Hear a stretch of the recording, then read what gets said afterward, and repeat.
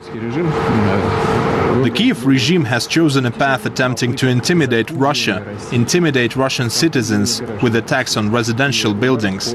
This is a clear sign of terrorist activity.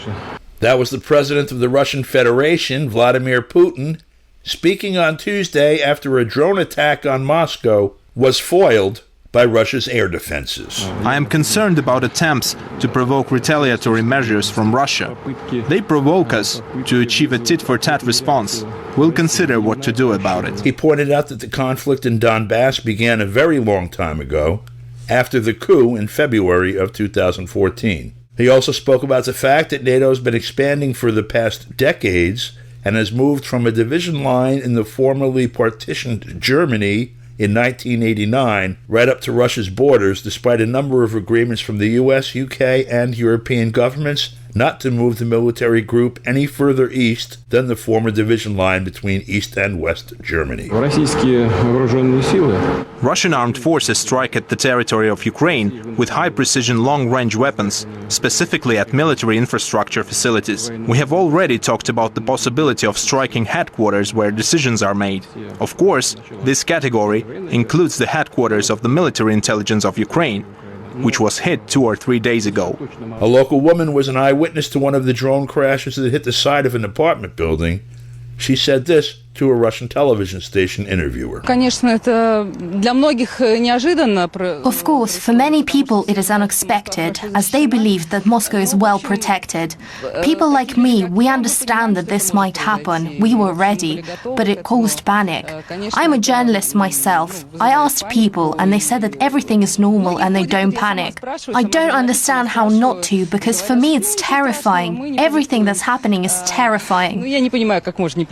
James Cleverly, the UK's foreign secretary, was in Tallinn, Estonia after the attack and had this to say. It's important to remember that Ukraine does have the legitimate right to defend itself.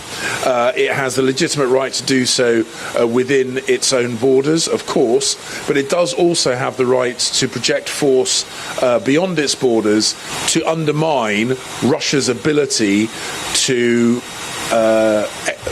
project force into Ukraine itself. Peter Stano is a spokesperson for the European Union's foreign affairs and security policy. He took note of the reports claiming allegedly that there were some drones flying over the region of Moscow. This is not really for us to comment. We don't know anything about the origins, about the details of it.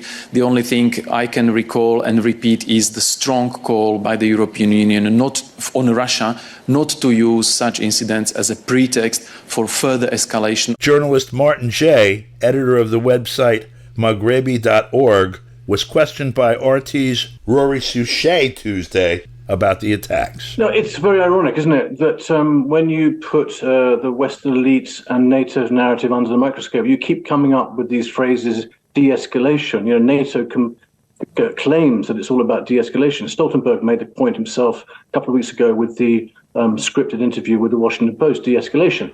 But in fact, when you listen to someone like James Cleverly, who I have to say is one of the shining stars in British politics. I mean, this is a very clever guy.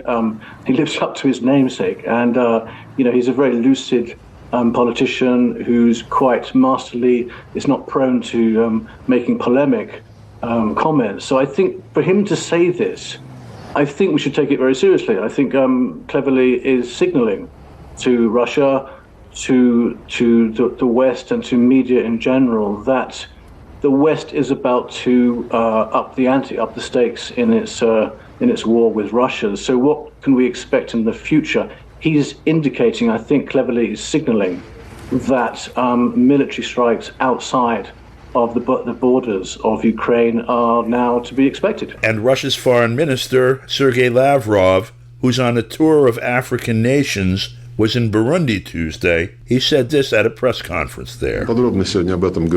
We talked about this in great detail today. There is no doubt that the Kiev regime has long since switched to openly terrorist methods. To do this, they use weapons that the West is pumping into the Kiev regime. The West's statement that the weapons supplied should not be used on the territory of the Russian Federation is another lie.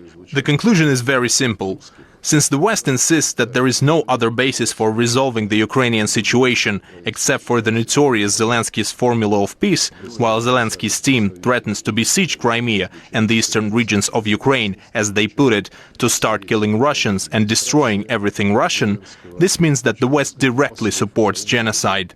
Contrary to the attempts of the West to maintain its hegemony and even strengthen it, we see how there's an objective developing process of forming a multipolar world order, in which the African continent must take its worthy, independent place. Meanwhile, there appears to be chaos in Kiev's leadership. A Kiev court has reportedly opened a criminal probe of Ukraine's President Vladimir Zelensky, who may be facing a trial for charges of treason. Gio Leros is a member of Ukraine's Rada, the parliament in that country, and said the probe will include members of Zelensky's inside circle as well, including his chief of staff. Let me remind you that the Ukraine State Bureau of Investigation refused to investigate Zelensky's treason when he appointed FSB agents to key positions in the Ukrainian secret services. But we were ordered by the court to enter information into the registry and start a pre-trial investigation. They must reveal who paid them and how much for these appointments, because it was these appointments that led to the deaths of tens of thousands of Ukrainians.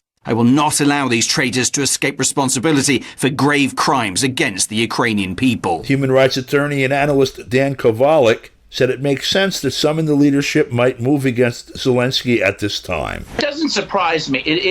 Right now Ukraine is losing this war.